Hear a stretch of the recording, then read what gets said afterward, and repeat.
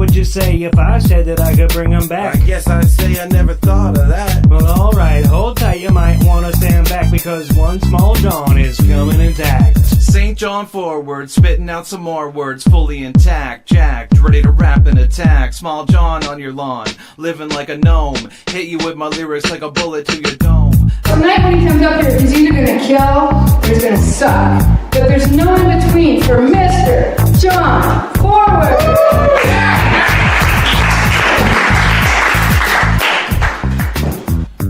Oh, well, I didn't know any of that. Well, that's what I've been trying to say. Hitting you with my radio like a bullet to your dome. That's what's happening right now. St. John Forward Radio. It's 9 o'clock. Monday, June 3rd is when this is happening, in case you're listening to a repeat or a podcast and you're frantically scrambling for a calendar, wanting to put this particular hour into its proper place in history. You're welcome. That's June 3rd, 2019, by the way. People may be listening to this years and decades into the future. They may dig up Podbean from the rubble in a post-apocalyptic time. Who knows? Anyway, my name's John Forward. This is the show. Just to catch you up, I'm not going to rehash it too much, but last week I did a bit of complaining. I was in a bad mood. I'm in better sorts this week. But I was talking about how I'm having a hard time booking shows, especially my Uptown Comedy Deluxe show.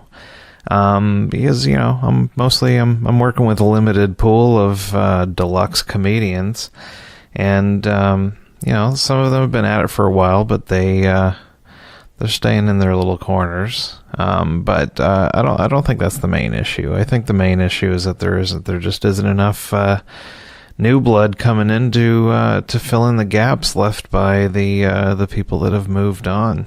And I don't know, not as many. There have been a couple of new people coming out and coming on the scene. Josh Thompson's done a couple of sets. Mike Rogers has done a few sets, but you know, not too much beyond that. You know, I just looking for some new people that have got a bit of gumption to stick with it. I don't know. Maybe I'm asking too much. Some people would say that an effort is a lot to ask someone to make, which might be true. But you know, I'm torn both ways. As a comedian, I'm kind of happy that the lack of effort leaves more opportunities for me.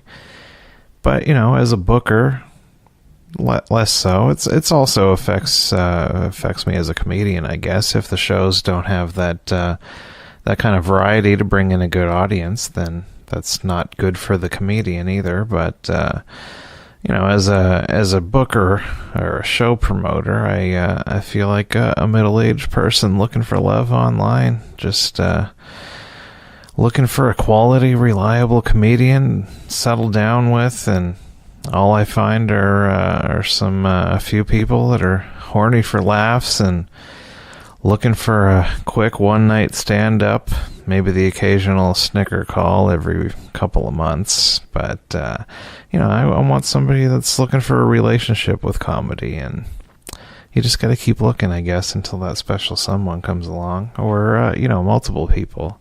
I'm not going to limit my comedy love to just one person. I want a whole harem of comedians. And I don't know, part of the issue, we haven't had a comedy class in a while to give us an injection of fresh comedy meat. But you know, maybe that's the issue. If you're listening to this and you want to take a comedy class, then you know, you can watch Steve Martin's masterclass, which I took myself after being bombarded with Facebook ads for many months, and it was worthwhile. It's a little pricey. If you want the cheaper option, there's a podcast called Let's Talk About Sets. You can listen to that for free. Or better yet, just come to a No Jokes Barred show and just get up on stage. What's the worst that can happen? A little bit of public humiliation's not the end of the world. But anyway, since last week, I have had a couple of you know, established comedians, well, established by New Brunswick terms, reach out for spots at O'Leary's, and I was happy to provide. I enjoy being asked. I was also happy to get an email from one newer comic that I've seen perform and has potential. He said that me talking about the opportunity for new comics to build and grow while the lazy ones sit around, it sparked his day and asked me what I had coming up. So I gave him a spot at No Jokes Barred, and if this fellow keeps at it, I'm sure we'll see him at O'Leary's someday. Also had a fun time doing some acting this weekend. I have a small cameo in the Minister, which according to their Facebook page is described as a low-budget, over-the-top homage to direct-to-VHS action movies from the 90s. It's an extended fake trailer, and it's going to be premiering in August. I don't remember the date. August 9th, maybe? I don't know. It's going to be also going to be with Trauma's next movie, and I think there's some kind of introduction by Lloyd Kaufman, which is cool. Some people were surprised to see it come up on their Facebook feeds. I was tagged in a post because I had a bit of a falling out with the person involved in the production. I know, John Forward having a falling out with a friend. Who would have thought? But we're not really friends anymore. But it's not really a contentious thing where I can't be in a room with this person or wouldn't talk to him if I ran into him. We're just still friendly. He asked if I wanted to be a part of this thing, and I thought it was a nice gesture, so I agreed, and I had fun doing it, and looking forward to seeing the final product. Also shot a big scene this weekend for the upcoming Hard Times movie, Reprobate Road, and you can watch the first 2 seasons on YouTube. My best work, I think, is Season 2, Episode 2, called Dirty Sexy Canadian Tire Money. In the movie, I'll reprise my role as Dick Johnson, head of security and cuckold extraordinaire, one of the titular reprobates, and this was a lot longer than the Minister shoot. I arrived around 11 a.m. yesterday and didn't get home until around 10 p.m. Played Earthbound in between takes on my 3DS until the batteries died.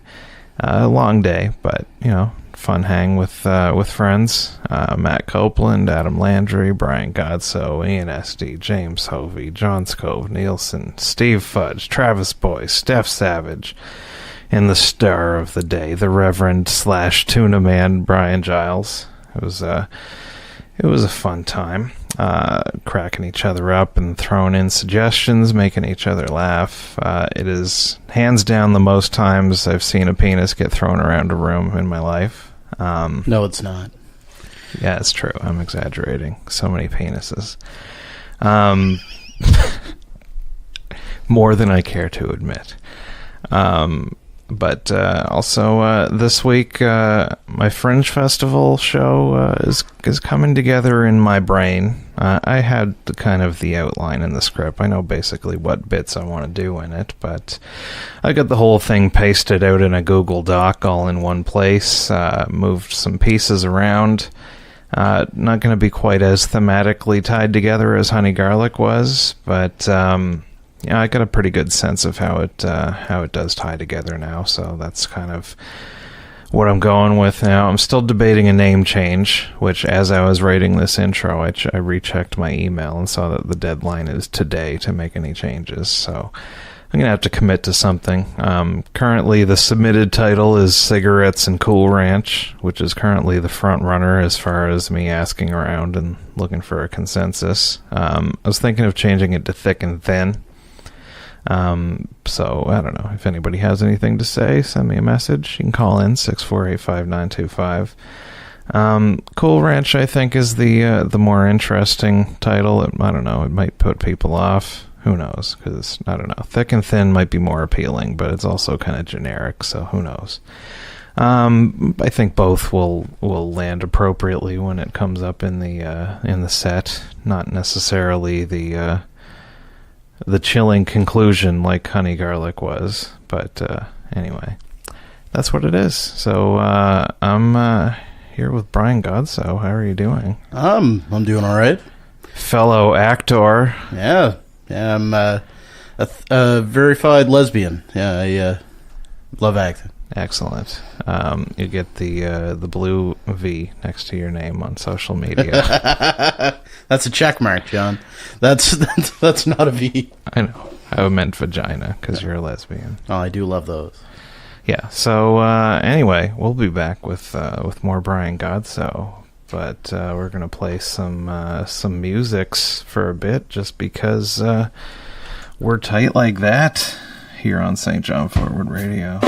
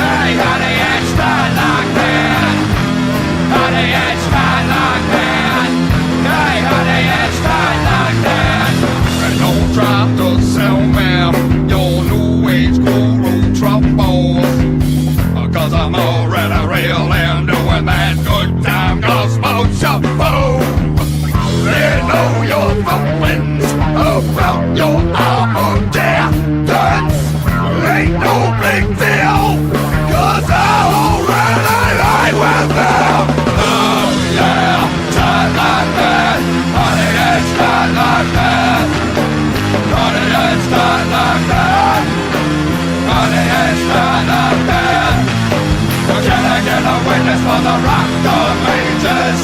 the rock of ages, Can I get a witness for the rock of ages? For the rock of ages?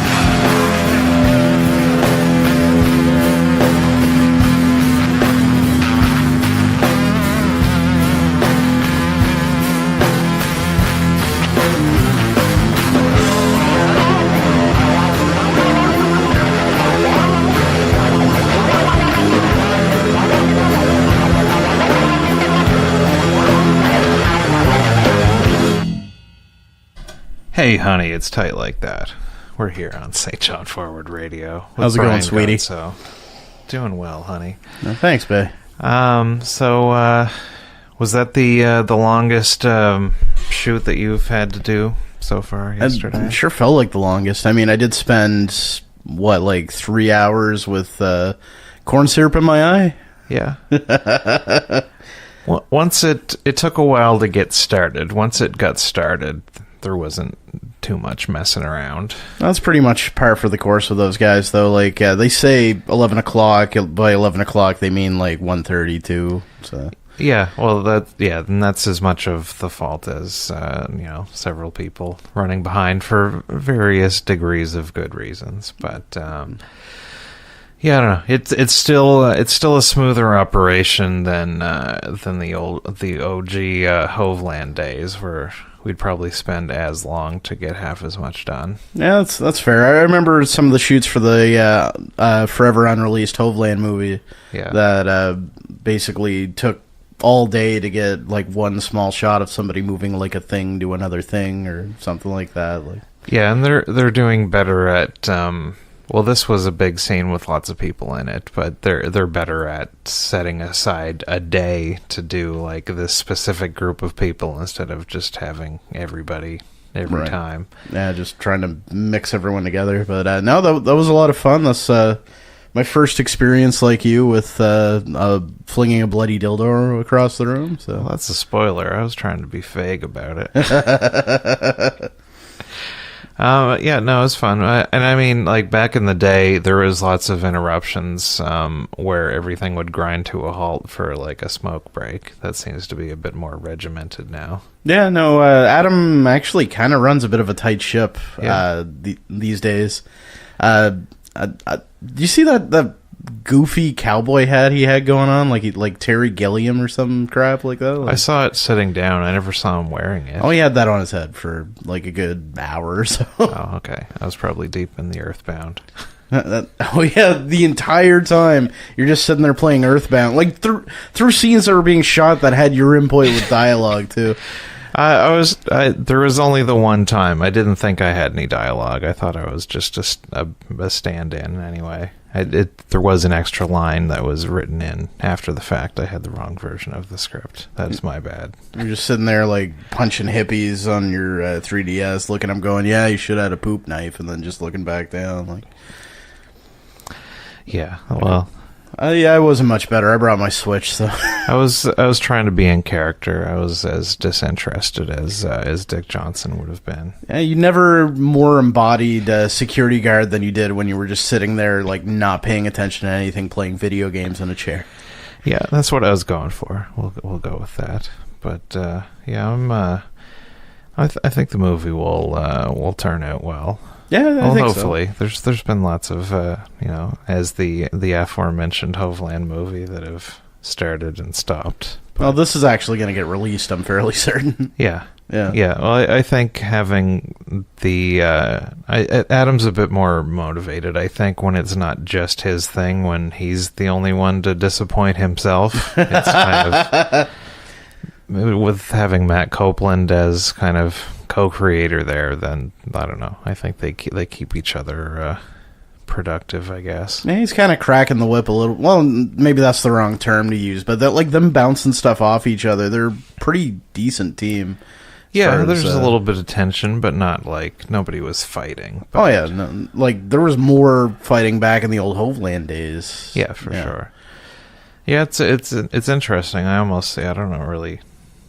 know. I'm talking out of school. It felt like kind of when Hard Times started that it was an attempt to kind of do a different version of Hoveland and kind of keep Adam out of it, but then he ended up finding his way back in, I think, for the best. Oh, absolutely, yeah. No, that second season, I don't think would have came together nearly as well if it wasn't for Adam. So. Yeah, no, there's lots of good stuff in season 1, but I think it's a bit more polished, and I'm using that word liberally. No, that's not what I'm looking for. No, liberally is fine. Sure, loosely, perhaps. Yeah, for a pretty much zero budget, they did have a dildo budget this time. Yeah, no, $23 for that thing, and that's maybe the most accurate representation of a phallus I've ever seen. Yeah, that was a fun trip too, by the way. Going to Sensations, plugging a local business, and going in, and James, knowing, of course, he did the person behind the counter by name, and then asking for advice on. So I'm looking for a realistic penis, but as cheap as possible. She's like, how big and how cheap?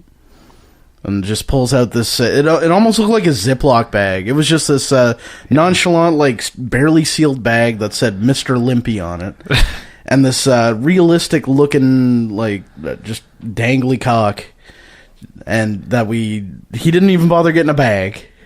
Because, of course not, because that's hilarious. Hey, I would try to make this an environmentally friendly production. That's a fair point. Although, as funny as he thought it was to exit the store, just having that dangle from his hand, which, by the way, he waved around to make a point at one point. That was great. Nice. When we got to the Tim Hortons, he then hit it and said something like, "This is my usual Tim Hortons, and I don't want the girl with the lip gloss to see me with this Mr. Limpy." Fair enough. I don't know. I feel well, my first reaction, Travis slapped me in the face with it, as he did many people. My first reaction is, what is the purpose of this thing other than to be hilarious? Because it doesn't seem like it was a sex toy. Like, it was too soft to put in an orifice. Well, maybe it's like a sex toy if you're just used to, like, being disappointed. Well, somebody said, maybe it was Steph, I don't know. Somebody said that it was for, like, stuffing. Like, so I don't know if, like, I've got a friend of mine who is a drag king, who is a lady that dresses up like a man. So if you need a cock and balls to kind of stuff in your suit, that would probably get the job done. So yeah, I guess like a little instead of like tissues or like mangoes or whatever. If you want a good outline, nice. That was a fine outline too. Like that whoever mold was taken of that. It was me. No, it wasn't. No, you could tell because it wasn't like half hooded. So no, it was a full on. It was a John Hamm hog. Yeah, that was like like a good 6 inches soft, pretty much. Yeah. No, it was. I mean, you got smacked in the face with it. Yeah, it was substantial, but not like unrealistic. I guess it's on the top end of normal. So you could kind of pleasure yourself with it, like if you're imagining that they're drunk and they're trying really hard and you're just really wanting to please. Yeah, no, and I think it would be a good chew toy for a child, maybe. No, yeah, absolutely. Help with teething. Duh. It's child safe. You can leave that lying around the living room. I wonder if it's non-toxic. Probably. That's actually a good question. I'd like to know whether or not that's for internal use. Well, it is for an internal use, but I don't know. I think it might be just for show. I don't know if it's supposed to go into something, or maybe in like a dominatrix situation, and if you're being forced to fillet this soft penis or something, that would be a dominatrix type thing to do. You're going dark places, John. Although that's very fascinating. It's only a dark place if you're afraid of the erotic wonders of the world, Brian. It could be a bright, happy place for some of our listeners. I've been a very bad boy, but I don't want to get punished. Yeah. Although you brought up something I thought was kind of interesting. I didn't know it was the other way around, but like drag kings, really? Yeah. That's interesting. I think they're in the minority. But yeah, there's my friend Alex. Her stage name is Justin Too Deep. I think you can find her on if you can find him on social media. Was that what was brought up at Cask and Kettle the other night when we were hanging out? Because I remember, like, I couldn't quite hear the conversation, but somebody said something, and then all of a sudden May was Googling Justin Trudeau's penis. No, that was an unrelated penis chat. Yeah, Justin Too Deep. Kind of the makeup that she does on her face is very similar to a Sleazy P Martini. Kind of a drawn-on mustache. Not so much the hair.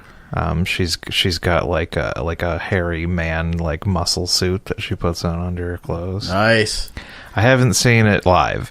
I'm not a fan of drag anything shows. It's not for me. This seems like something that I would watch. Like I'm trying to figure out what the male equivalent of like a drag Diana Ross would be. Like are we talking like a drag Tiger Woods perhaps, or? Well, on the break I'll bring up the picture. We don't need to interrupt the flow of the show. But picture a lady dressed up as an aggressively sexualized man thrusting junk at you while singing and dancing. The only thing for some reason, I'm picturing is like somebody in a blonde wig and a nice sweater with a sweater tied around, like maybe like one of those alligator shirts and a sweater tied around their neck, but with like a huge bulge in their khakis. No, well, you got to think of it at the drag angle. Like a drag queen is like a very over-the-top, like tacky version of a woman. So it would be the male flip side. Yeah, that's exactly what I'm picturing. Like somebody that's the head of the evil bro fraternity, but just with a giant cock, just like huge bulge spilling out of his dumb khakis while going to tennis practice or something. No khakis, more flamboyant, but I don't know. Maybe some culottes or something like that. I'll show you some pictures. You can look it up. Justin Too Deep. You can guess how it's spelled. I'm sure Google will fix it for you. Is it the number or the letters? Letter. TOO. Okay. I would have accepted. Just in Too Deep. Come on, Brian. You're not getting. Come on, it's like a Too Fast, Too Furious kind of situation. Oh, there should be a drag king version of Too Fast, Too Furious, starring Justin Too Deep. Paul Walker. Drag Paul Walker. You got drag Tyrese. Yeah, get it on it, Alex. This will be the next thing after Hard Times is done. That's what they'll find some ladies and have an all drag king remake of Fast and Furious. Just an all drag Tokyo Drift. Just no other movies. Just like. Drag queen like a sequin tank top going like, yeah, I got kicked out of school, I gotta go to Japan to drift now. And I imagine I'm not involved, so I don't really know, but I imagine the drag scene probably has some drama in it. It's like, take the amount of drama that's in a comedy scene and throw in like way over the top drag performers. It's probably gets ugly. Have you ever seen the movie Tangerine? No. It's about that very thing. Like it's about two drag queens that live in LA, and one of them is like just getting out of prison, finding out that like her man's been cheating on her, and basically just following her going around LA at night through like seedy undergrounds and like all this other stuff happening, basically trying to find this one guy so she can basically beat the shit out of him. Yeah, it's fantastic. It's the same guy that did the Florida Project. I don't know what that is either. That's more art house bullshit that Arf put me onto, but okay. But it's really good art house bullshit. So yeah, I think the only I've seen probably all of the Divine John Waters movies, and To Wong Fu. Thank you for everything, Julie Newmar. Back in the day. I think that's it. Are there any other drag movies? I think they're out there. They're just like those are the touchstones, right? Like Divine is your ideal drag queen, I would think. Well, I don't know if drag queens would say so. The point of, like, I've heard John Waters talk about it. When they started doing that was kind of like a fuck you to the drag queens, like a super like over the top like gross version of that. Same as the movies, like John Waters describes his movies as like movie terrorism. Yeah, and so I think they're an extension of that. Like, oh, look at these prissy drag queens that think they're all that. Let's throw this fat guy up there and put crazy makeup on him. Maybe that's just my admiration for Divine. Yeah. And it wasn't just John Waters movies. Like, she was in another one. You ever see Lust in the Dust? No. So it's a Western where Divine's the love interest. Yeah. And really, that's all I remember about it. It's been a while, and I may have blocked that out. This weekend, I saw come up on Instagram, somebody posted a picture from the 80s that shows, like, Divine at a party, kind of, like, making, like, a disgusted look on her face and kind of side eyes because Donald and Ivana Trump are standing behind her. It was really funny. Well, you have to compete with the filthiest couple in America, right? That was true. Yeah. Well, let's take a break. Do you want to tell us about the song that you've selected for this evening? Motorhead Hellraiser from the Hellraiser 3 soundtrack. All right. And well, I don't know. Should it mean something to me? It's an awesome song. How does it make you feel? Like I want to raise hell. All right. Well, let's hear some words from our non-sponsors first, and then we'll hear that on St. John Forward Radio. There's nothing going on in St. John. It's so boring here. There's only one mall. Hey now, if you feel the mall is your life, check it out. There are community groups, cultural organizations, artists of all kinds, small businesses, and many more, making things happen in the poor city, and Local FM wants to share them with you. Tune in here to hear all your community news and events. And if you are somebody making things happen, email your listings, events, news, and more to psa@cfmh.ca today.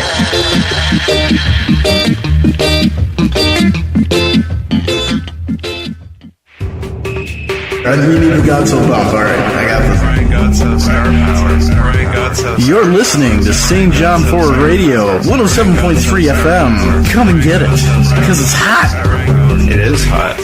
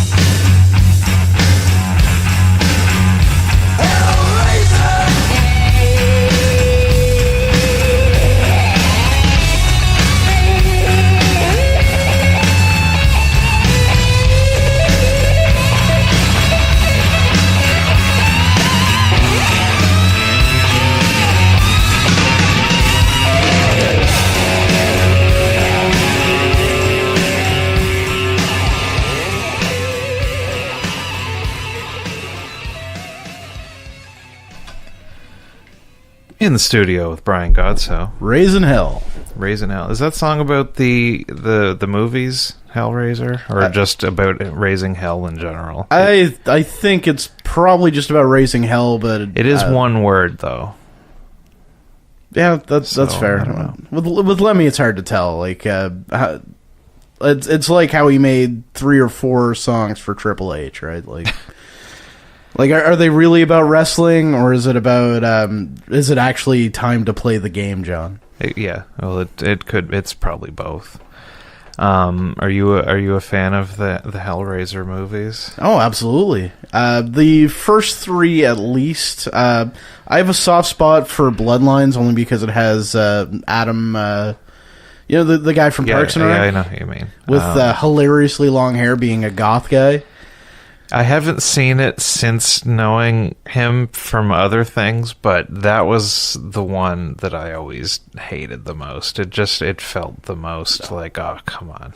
Oh, everything after that was, oh, come on. Like, well, I think part 6, Hellseeker, I liked. It's not really, well, even 5 was kind of boring. It was like 5 and 6 aren't really about I think they're just other movies that they had that they just kind of tacked kind of a Hellraiser angle onto just to keep the licensing. Yeah, like number 5 was kind of like a gritty kind of detective movie, only in like the guy there just happened to be like Cenobites involved kind of in the background. Was that after Doug the main actor like bowed out? No, I think he was in Doug Bradley. I think he was in like the 8 of them, so he was definitely still in this one. I think they did a remake, which I've never seen. I hear is terrible.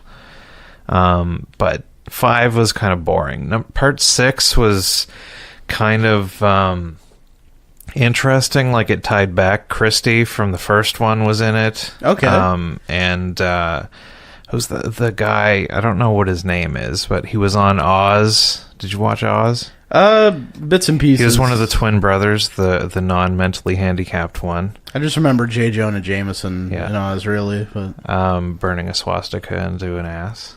But Spider-Man's he was also... Do you watch Brooklyn Nine-Nine? Yeah. He's the Vulture. Oh, right, yeah. And he was in Rescue Me. Like, I never watched that, but that checks out. He's kind of smarmy. Yeah, he's kind of in it, and I think the story is that Christie's trying to like set up like this ex-boyfriend of hers or something to kind of take him instead of me, kind of a situation. Yeah, just have him get his hands on the Le Mans configuration and just be torn apart. Yeah, I think she escapes from hell or something, and just to save her own ass, she's like, take this guy instead, which I guess is the same story as all of them. Yeah, that's pretty... Like, what do you do with a Hellraiser movie that hasn't already been done? Yeah, well, I read the Scarlet Gospels, which is like the final, like, where Pinhead finally dies, like the book. Yeah. When it takes place in hell and is crazy. I didn't really like the book.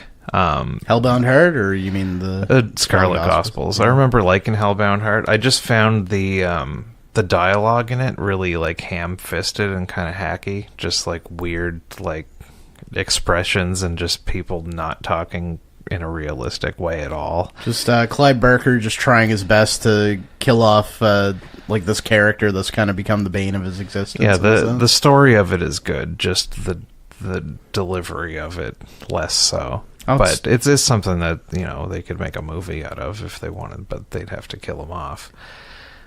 Just kind of like a cool thing, like Satan gets killed by Pinhead, I think, and he tries to take over, and there's a big rebellion in hell, and it's this crazy elaborate. It would be a huge budget thing that would make no money because it would be a hard R. Although, you know, Deadpool, but yeah, is Deadpool a hard R? Would you say? I don't. Yeah, probably not. Yeah, I don't know if there's many success stories of like super dark and crazy, violent, scary. Not outside the 80s, really, but yeah, it's pretty much it. How did Pet Sematary do then? Like, I think it did pretty good, but that's not like, it's not like a big That's probably not a big budget. That's also got Stephen King clout behind it too, so that's kind of a different thing. The Hellraiser thing would take some like Lord of the Rings type budget to do it right. To have like a big like demon rebellion in hell is a little bit harder to pull off than trudging around in scary woods. Just a 12-part HBO limited series from the director of Chernobyl. Yeah. Well, and they kind of, that's what the Dark Tower kind of should have been, which I read an article talking to Ron Howard about kind of what went wrong with that, and he admits, like, yeah, we should have gone full horror with it instead of being kind of a bland coming of age about a teenage boy YA novel type thing that it ended up being. Yeah, although Dark Tower, like, it seems like it'd be the simplest thing in the world, but especially, like, around... like books 2 and book 2's my favorite. 6. Yeah, 2's up there. Although actually, weirdly enough, 5's my favorite. 5's the one where like everyone sort of started to turn on the series. Yeah, that's the one where I think 5, 6, and 7 were written after his accident, and everybody was like, "Oh, he's never been the same since then." Well, he put himself into the story, and that really threw a lot of people off. I kind of like the meta part, and I like when they travel. Spoiler for 20-plus-year-old book, traveling through universes and like meeting up, like Roland meeting up with like coked out 20-year-old Stephen King, who's thrown his Gunslinger manuscript into a drawer and was never going to look at it again, and they convince him to get it back out and finish the story. Yeah, I liked all that stuff, but and even when I watched the movie, like I didn't watch it and be like, and was mad, even though I love that series. But it's more afterwards when I'm reading like online, just all the things that it got, that it screwed up, and just, which shouldn't affect it. But when somebody points out, like, because they did this, that means that this whole storyline is what you can't do now because they jumped right to the end. And all that. And it was kind of like a cheat. It wasn't scary. Well, that's kind of the thing about the Dark Tower, though, because any interpretation or any adaptation that happens is just another trip. Roland starting at the beginning, well, maybe a little bit later on, because he always has something new. But whenever he goes through the tower, he starts again when he comes out. So yeah, it just felt kind of neutered. It wasn't dark enough. I guess. I guess where I'm getting at is if, say, HBO or they are making a. I think it might be Amazon. They're making a TV series that's starting with like young Roland, like Wizards and Glass. Well, that could be interesting. Those there was a lot of comics that dealt with that area. Yeah. I've got the whole series. I was reading those as they came out. It basically, the first volume goes through the whole Wizard and Glass book, and then the rest of the series fills in the entire gap in between that and the Gunslinger. That seems to be the part of the story that everyone always wants, because everyone loves Wizard and Glass and they love that. Well, that seems like something where, like, well, he skipped over it because there's probably nothing interesting that happened, but you know, it's I don't remember. I'd like to reread it sometime. Like as a whole, it's spread out over however many years it took that series to burn through itself. Well, it's just not the same without like Eddie and Detta and they eventually caught up, and they got as far before it got canceled. They got partway through the Drawing of the Three. Okay. So Eddie and Detta were in there eventually, and some lobstrosities. I'd love to see an actual lobstrosity on screen. Yeah. Like the image in my mind when I was reading that book for the first time, like I they're not going to get it right, but I'd love to see how close they get. Yeah, but even the angle that they took in the movies with like being Jake's story, there is a version of that would still have been interesting to see. Like I really like in the second one, like Roland coming into the world and like just having his mind blown by like drinking a Pepsi. Yeah. That actually cured him, didn't? Because the lobstrosity he had aspirin. Too. And his popkins, or his tuna popkins. Yeah. Tudor fish. Yeah. We could have seen an Oi, but I don't even know what. I think my picture of Oi in my head is it's different than what it looked like in the comics. But, it's open for interpretation. But they may, if the TV series does well, then they can just burn through that and eventually catch up and just pretend like the movie didn't exist. What's going to be difficult, though, especially in this post-Me Too era, is demon-related sexual assault upon a woman of color who is also disabled. Yeah, and it's a pretty key plot point. Yeah, that informs the back half of the actual journey. Yeah. All right.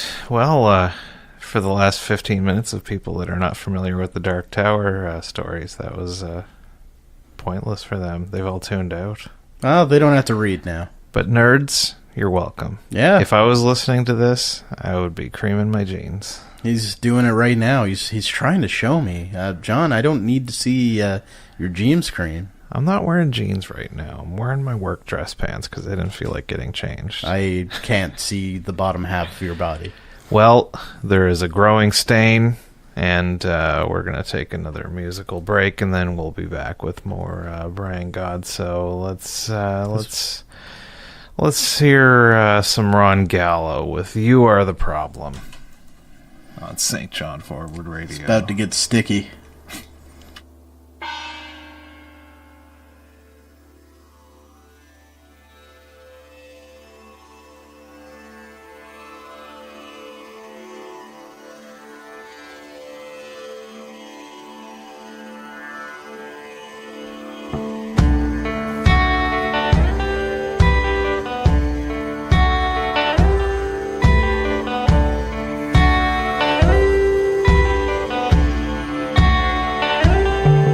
If you wanna do bad, just do nothing instead. Oh, it's easier.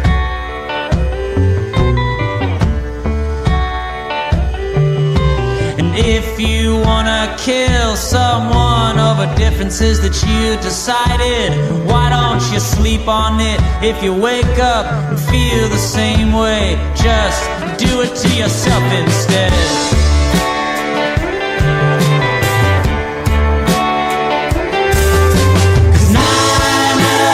10 times you are the problem.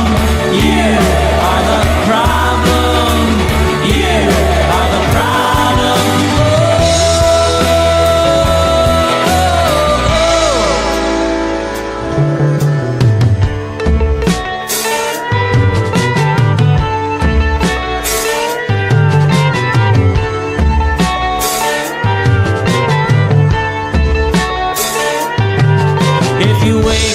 Feeling awful, look to the night before. If you can't remember who else was there, look to the one that was there for sure.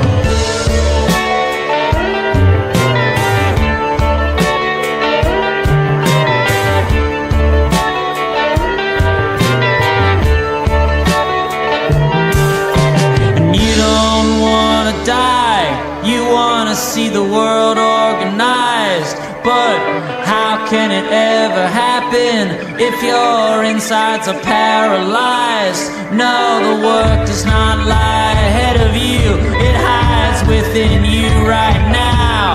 I know it's hard to know just where to start when you're looking outside yourself.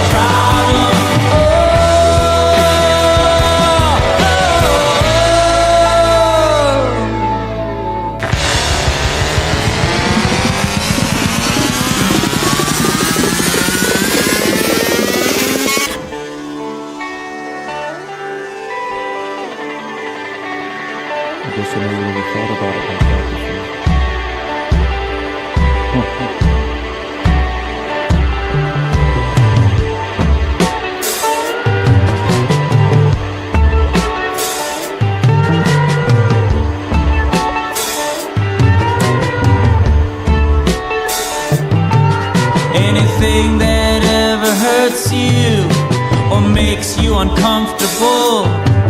Realize that it's something in you that's just trying to grow. So let it go. So let it go.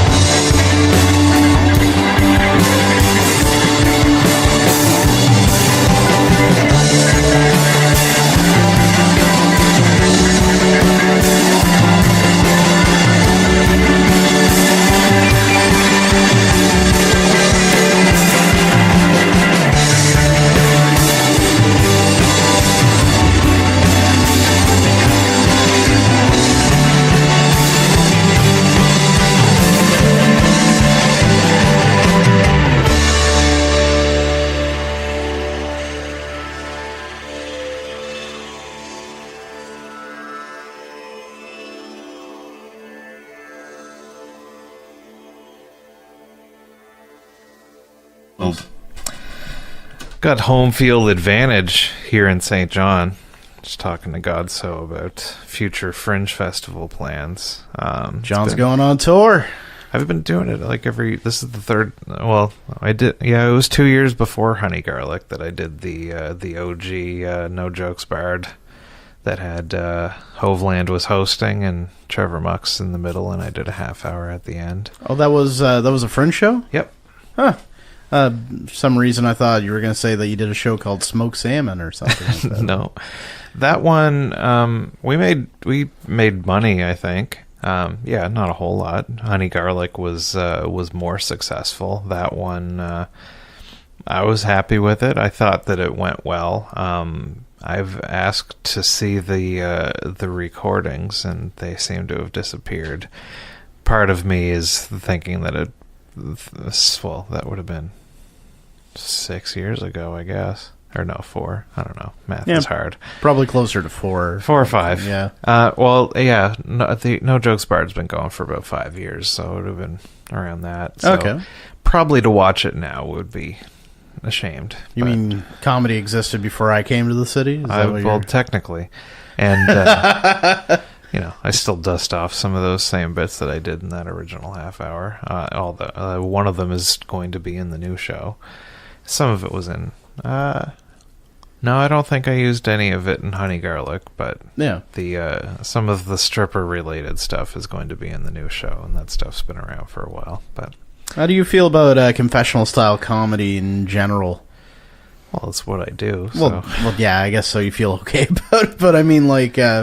I guess like the stuff that you do kind of reminds me of some of Colin Quinn, like maybe not in quality, but Colin Quinn's hours, specifically. Yeah, he does kind New of York a one-man show. Yeah, I didn't really like his previous New York Story. I liked the one that was on CNN last week. Yeah, but yeah, that's more of a Fringe Festival type show. Is what I'm going for. I like doing it as a separate thing. I don't know if that would be... Well, even this one is kind of my attempt to do... If Honey Garlic was my, like, Nanette moment. Yeah, sure. Only nobody cared. Hannah, who cares? This one is my attempt to be more of a straight comedy show, but it's still the John Forward version of a comedy show, which is pretty close to lacking punchlines. Yeah. So I'm still pretty close to one-man show, even when I'm trying to be a comedian. But you always sit down. Yeah, well, less lately. That's gonna be part of the process. I'm gonna have to go through it and be like, okay, for this paragraph, I sit down and then I stand up here. And this one, I rise from this bed over there, and this I point towards this MC Hammer poster. And, that's part of the process. I think that's a good, just any tool that you can have. It creates emphasis. I can sit down. It made more sense than the Honey Garlic one. Whenever there was like a really somber moment, I'd kind of slump down in the chair. Right. And then when I need to muster that patented John Forward energy, I stand up and stand in one place for several minutes and monotone into a microphone. I think you need to take up smoking just for Fringe Festival, just so you have something to add to the performance. But because maybe that's not a law in New Brunswick. Like that's something I remember from one of Doug Stanhope's specials. I think No Refunds. Yeah, just mentioning like you can only have a cigarette because of a loophole because of some Tennessee if it's part of a shit. performance. I don't know if I've seen a play that had actual smoking in it or not around here. But I don't know. I like the idea of incorporating stuff into. I even tried it a bit at the R Bar here and there, having something up on the screen or like a music cue or something. Yeah. I had music cues in my failed botched headline for Troy in Fredericton years ago. Which the video of you shooting yourself? Well, yeah, that was actually part of it. But yeah. I had like 5 in the course of the half hour, like song cues that kind of tied along with what was going on, which didn't pan out well. But if it wasn't for the technical difficulties and also my own difficulties as a performer, but when we did the practice run through and like everything happened when it was supposed to, it came together well. I remember that show received reviews such as like glowing reviews like "Never have him back" or. Yeah, I remember waking up the next morning to a comment. The first 2 guys were good. I for one, I thought Honey Garlic was great, and I'm looking forward to your show this year as well. Yeah, and this year I'm going to have a chance to run it, to practice it a bit more than I did last time. When is Fringe Festival, anyways? The week of August 20th. Okay. But yeah, we're doing the show in Fredericton for Troy. I'm going to run through it there. I'm trying to set one up in Bathurst. And I don't want to get cut off again like last week, mid-sentence. Throw out your plugs. Doing Uptown Comedy Deluxe this Friday. That's right, June 7th. We got a 4-story walk-up with our Hussein, where he berates me, and people love it. Yeah. Host of Sunday Laughter Dark. That's Roast right. Battle coming up. When's that? That's at the end of June. Last Sunday, it begins. Be on the lookout. Children of the Lesser Godsoe are coming. All right. My stuff, it'll be in the podcast notes. You've heard me say it every week. I don't need to repeat it. So anyway, thank you for coming in, Brian. This has been an abruptly ended episode of St. John Forward Radio. Peace.